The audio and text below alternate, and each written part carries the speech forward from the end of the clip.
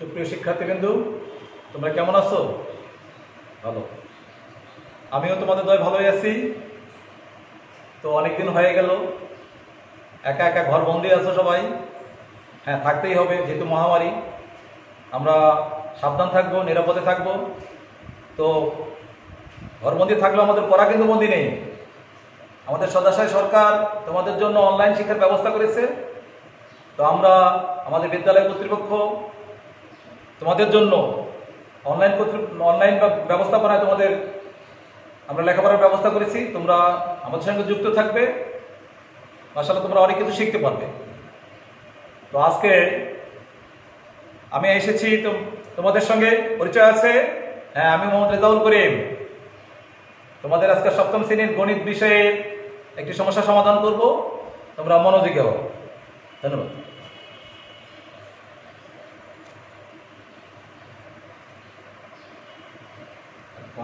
শুরু করলাম। হ্যাঁ, বন্ধুরা লক্ষ্য করো যে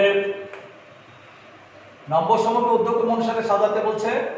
অর্থাৎ এখানে 30 জন ছাত্রের যে নম্বর আছে ভর্তি পরীক্ষা, স্কাউট ইউনিটের ভর্তি পরীক্ষায় 30 জন ছাত্রের নম্বর দেওয়া আছে, এটাকে ক্রম অনুসারে সাজাতে বলছে। অর্থাৎ উদ্যোগক্রমে আমরা তো জানি ক্রম দুটা, একটা উদ্যোগক্রম, একটা অধক্রম। অর্থাৎ ছোট থেকে বড়, বড় থেকে ছোট, আমরা তাই সাজাবো।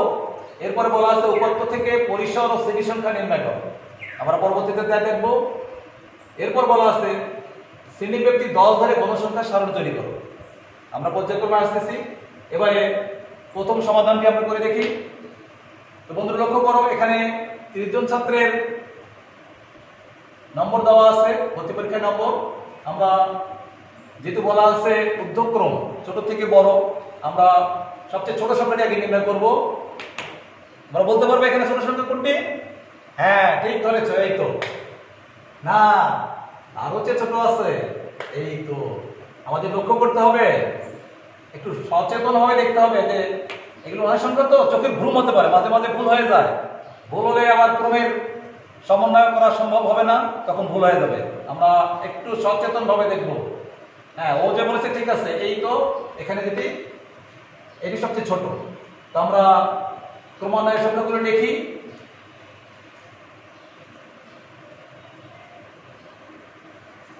এরপর কত আসতেছে? যে 147। আমরা কেটে দেই 147। তারপর কোথায় আসতেছে? এই তো 148।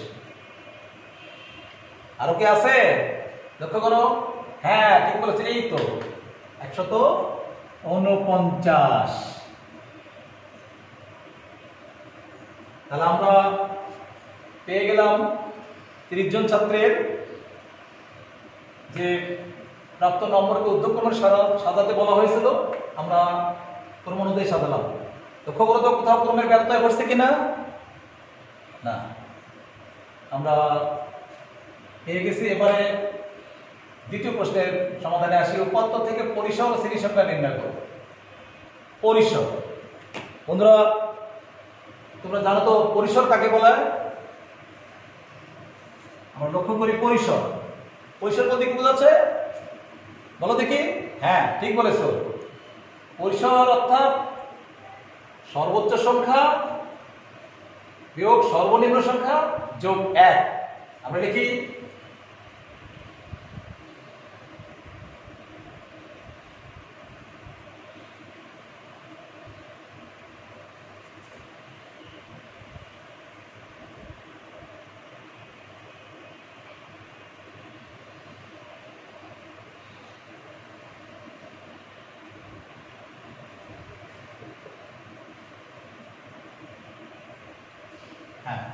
আমরা লক্ষ্য করলাম যে পরিসর সমান সর্বোচ্চ সংখ্যা বিয়োগ সর্বনিম্ন সংখ্যা যোগ 1।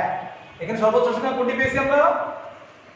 এইটা ক্রমানুসারে যেহেতু সাজানো হয়েছে ছোট থেকে বড়, সর্বোচ্চ হচ্ছে এখানে। তাহলে কি হচ্ছে?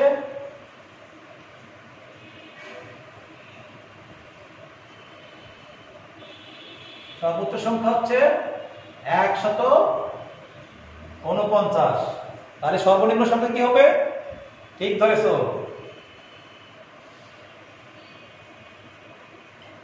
সর্বনিম্ন সংখ্যাটি তাহলে হবে এই তো 92।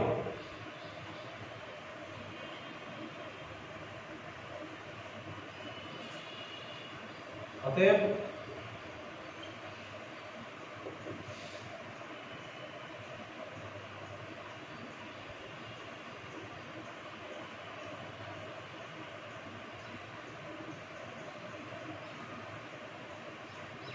নয় থেকে 2 বাদ দিলে 7, আর 9 থেকে 14 থেকে বাদ দিলে 5 যোগ 1 সমান 58। তাহলে আমরা যে উপাত্ত পেয়েছিলাম সেখান থেকে পরিসর নির্ণয় করলাম যে সর্বোচ্চ সংখ্যা ছিল 149, সর্বনিম্ন সংখ্যা 92। আমরা সূত্র অনুযায়ী পাইলাম এই উপাত্তটার পরিসর হচ্ছে 58। এবার এই প্রশ্ন অনুযায়ী আমরা আসি প্রশ্নের দ্বিতীয় অংশটাতে শ্রেণী সংখ্যা। শ্রেণী সংখ্যা বলতে কি বোঝায় বন্ধুরা জানা আছে? শ্রেণী সংখ্যা বলতে পরিসর ভাগ কি শ্রেণী ব্যক্তি, পরিসর ভাগ শ্রেণী ব্যক্তি সমান সমান শ্রেণী সংখ্যা। তো এখানে আমাদের বলাই ছিল শ্রেণী ব্যক্তি 10 ধরে, তাহলে আমরা লক্ষ্য করি শ্রেণী সংখ্যা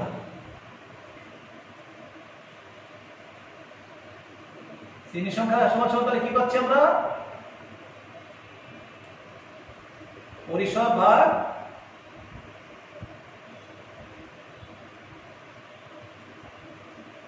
শ্রেণী সংখ্যা। তাহলে আমরা পরিসর পেয়েছিলাম কত? জি 58, আর শ্রেণী সংখ্যা বলা ছিল 10। এখানে 10 বলা আছে তাই 10। শ্রেণী সংখ্যা 5 হতে পারে, 4 হতে পারে, 3 হতে পারে, যেভাবে বলা থাকবে আমরা সেই অনুযায়ী করব। সূত্র হলো এই পরিসর সমান সমান শ্রেণী সংখ্যা সমান সমান পরিসর ভাগ শ্রেণী সংখ্যা। তো এটাকে ভাগ করলে কত আসে? 5.8। কিন্তু শ্রেণী সংখ্যা তো ভগ্নাংশে হয় না, পূর্ণ সংখ্যা লিখতে হয়। অতএব এটাকে আমরা কি ধরবো?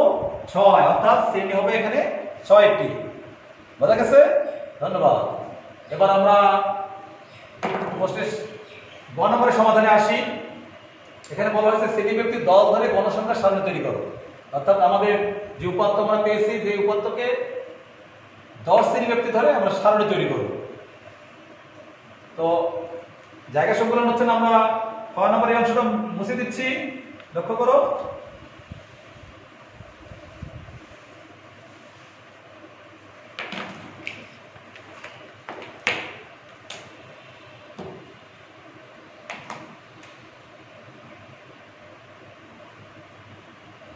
আমরা কি তৈরি করব? শ্রেণী ব্যক্তি 10 ধরে গণসংখ্যা সারণী করব।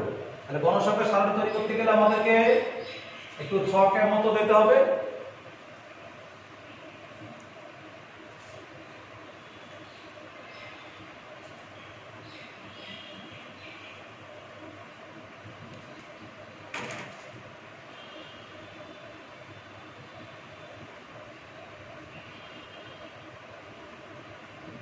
করে দিচ্ছি শ্রেণী ব্যক্তি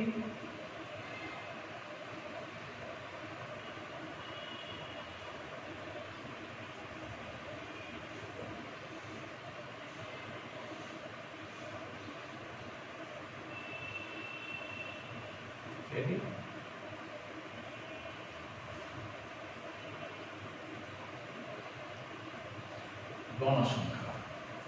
তো আমাদের শ্রেণী ব্যক্তি যখন করবো আমরা, আমাদের বলা হয়েছিল 10 ধরে গণসংখ্যা সারণী তৈরি করতে হবে। আমরা সর্বোচ্চ থেকে সর্বনিম্ন থেকে সর্বোচ্চ সাজিয়ে দেব। এখানে সর্বনিম্ন শ্রেণী কি আছে? 92। তো আমরা 91 থেকে শুরু করি। শ্রেণী 91 থেকে 10 শ্রেণী ব্যক্তি ধরে কত হবে? ঠিক ধরেছো, 100। আমরা এই শ্রেণীতে এখন কয়টি সংখ্যা পড়ে দাঁড়িয়ে শ্রেণীর মধ্যে লক্ষ্য করবো, দেখবো কয়টি আছে বন্ধু? 1 2 3 4 5টি সংখ্যা আছে। আমরা টেলি চিহ্ন দিয়ে বসাই দিচ্ছি 5টি। এবারে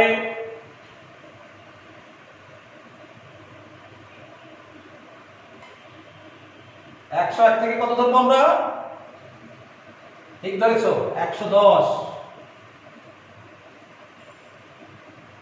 101 থেকে একদম 10 এর মধ্যে কয়টি শ্রেণী আছে? 1 2 3 3টি। তারপরে কি হবে? হ্যাঁ, 111। 111 থেকে কত হবে? 120।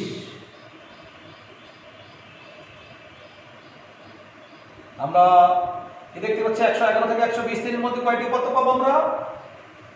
1টি, 2টি, 3টি, 4টি, 5টি। হ্যাঁ, 5টি। পরের শ্রেণী কত হবে? 121 থেকে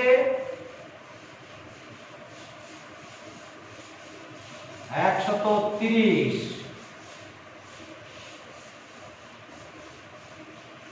1 2 3 4। এখানে উপাত্ত আছে 4টি। আমরা টেলিশ্রেণীর মাধ্যমে লক্ষ্য করলাম। এবারে 131 থেকে 140। 1 2 3 4 5 6টি উপাত্ত আছে এখানে। 1 2 3 4 5, এই তো 6টি।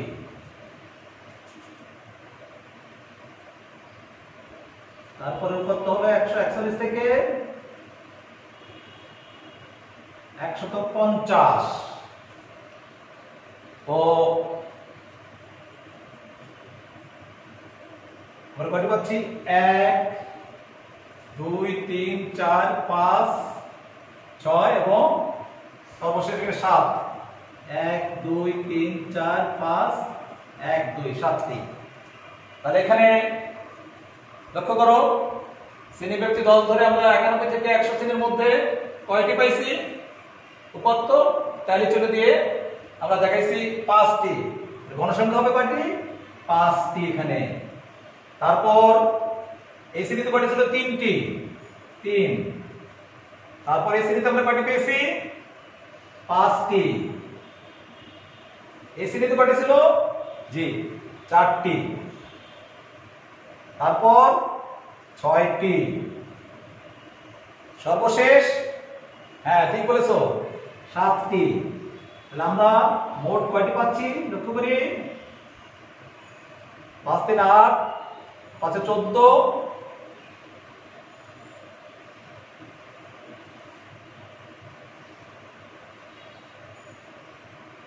আমাদের নির্ণয় কোথাও ভুল হয়েছে?